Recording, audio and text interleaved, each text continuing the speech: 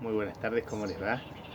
Bueno, escucharon los pajaritos, así que bueno, se dan cuenta que es la mañana, pero bueno, como nos vemos a la tarde, les digo muy buenas tardes. Hoy va a ser un día espectacular, aparentemente, otro día primaveral como los que venimos teniendo, así que el que pueda aprovechar un poquito el sol, que aproveche y salga un ratito al patio, o sea, ponga el sol un poquito que es muy bueno, nos carga de energía. Bueno, dicho esto, eh, el tema que quería tocar el día de hoy, habíamos quedado que faltaba profundizar un poquito más dentro de lo que es la estructura del discurso, el cuerpo del discurso. Habíamos visto introducción, cierre, habíamos hablado de los porcentajes de impacto que tiene, eh, importancia vendría a ser. Recuerden que decíamos que la introducción tenía un 40% de impacto en el público y el cierre también, y decíamos que el desarrollo era un 20%, que en cuanto a tiempo el desarrollo se llevaba un 80% de lo que es el discurso, eh, con esto de que decíamos que impacta un 20% el desarrollo, no quiere decir que sea poco importante, es como la comunicación verbal y no verbal, decimos que impacta mucho más la no verbal, pero no quiere decir que la comunicación verbal no sea importante. Eh, Pongo un ejemplo y hago una analogía con el fútbol. Eh, Justamente anoche veía el gol de Maradona que le hace a los ingleses, que sale de, de, de la mitad de la cancha, arranca de la mitad de la cancha con la pelota y llega y hace el gol. Pasa 3 4 bueno, una jugada espectacular, y termina en gol, ¿no? Entonces yo digo, lo que es el desarrollo del discurso es esa jugada magnífica, espectacular. Y miren lo importante de lo que es el cierre es el gol. Eh, pero no es poco importante la jugada de haber llegado hasta ahí, hasta el área, haber pasado 4 o 5 jugadores y hacer el gol. Ahora, si él no hubiese hecho ese gol, la jugada hubiese sido, qué linda jugada. ¿Sí? Eh, una jugada más que queda para... Pero ese que terminó en gol quedó para la historia. Bueno, más allá de que tiene otra connotación, ¿no? Justamente por el equipo con el que jugaba. Pero bueno, digo yo para que más o menos se entienda, digamos, a ver, el hecho de pasar a uno, pasar a dos, todo ese trabajo que tenemos que dedicarle al desarrollo, donde tenemos mucha información, estadísticas, eh, bueno, todo, argumentos, etcétera, ¿no? Lo vamos ayornando para tratar de ir convenciendo al público, ¿no? Y cuando los convencemos, ahí viene el remate, que sería hacer el gol, ¿no? Que es el cierre. Por eso decimos que es tan importante el cierre. Y la introducción es muy importante porque es donde generamos esa confianza con el público. eh, ese- y cuando las personas confían en nosotros, es más fácil que acompañen nuestros pedidos. Por eso es importante de lo que es la introducción, y por eso le damos también esa importancia al cierre.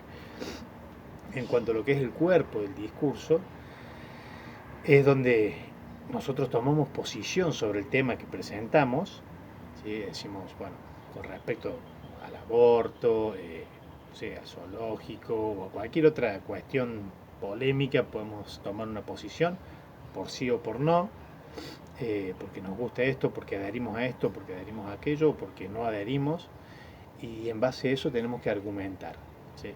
Bueno, los argumentos son básicamente hacernos la pregunta de por qué adherimos a tal postura. Entonces, si yo digo, bueno, yo tomo posición por tal tema, y digo, bueno, yo estoy de acuerdo con esto, y yo me tengo que hacer una pregunta y decir por qué. Y en ese por qué empiezan a surgir los argumentos que fundamentan mi postura y con los cuales yo voy a tratar de convencerlos.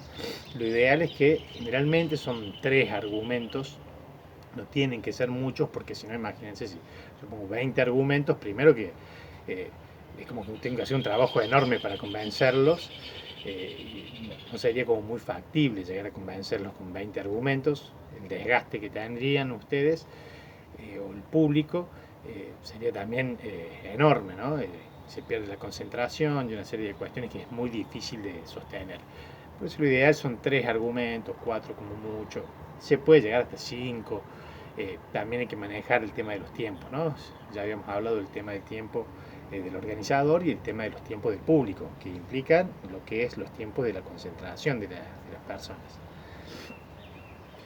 Bueno, eh, el cuerpo, el discurso, como decimos que son básicamente argumentos donde nosotros no solamente argumentamos, sino donde presentamos la prueba, decíamos de dar estadísticas, fuentes, la fuente de la información, bueno, y todo esto que teníamos para enriquecer el discurso. Decíamos que en lo que es el cuerpo del discurso básicamente apuntábamos en principio a la razón, porque queríamos convencer al público.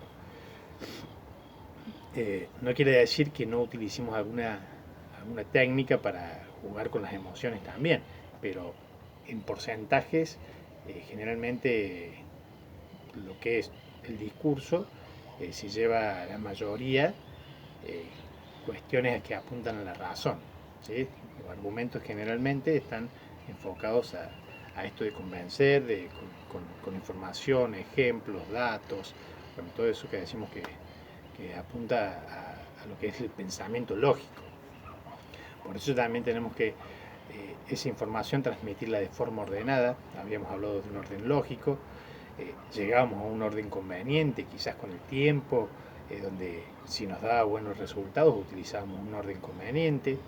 Tiene que haber una unidad entre las ideas, y la idea principal, ideas secundarias y el tema y la posición planteada. Una progresión, es decir, de que yo no tengo que dejar de hablar, tengo que avanzar. Esto es como salir a correr y agarrar un ritmo y seguir de esa forma, y llegar también a una transición de las ideas, ¿no? Pasar de una idea a la otra. Bueno, si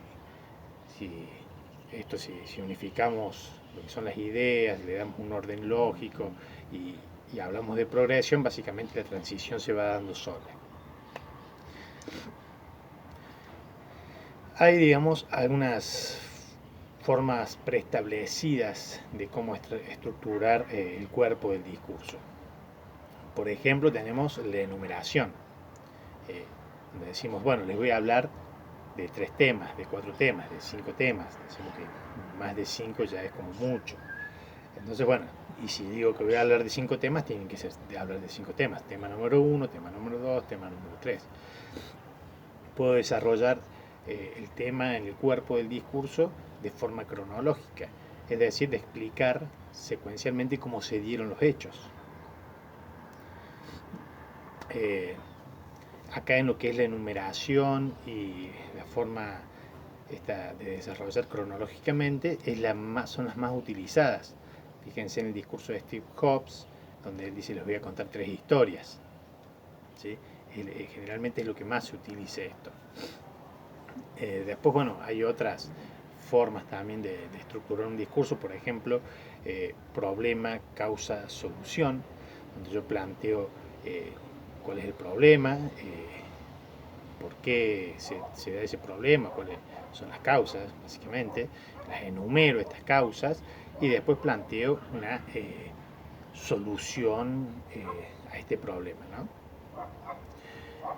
Después se puede dar también un estado de situación y un estado ideal. Entonces, un estado de situación es un estado insatisfactorio, como por ejemplo el que tenemos ahora, decimos, bueno, con el tema de la pandemia, y el estado ideal, ¿no? Uno quiere volver a la normalidad, bueno, o se plantea una nueva normalidad para el futuro.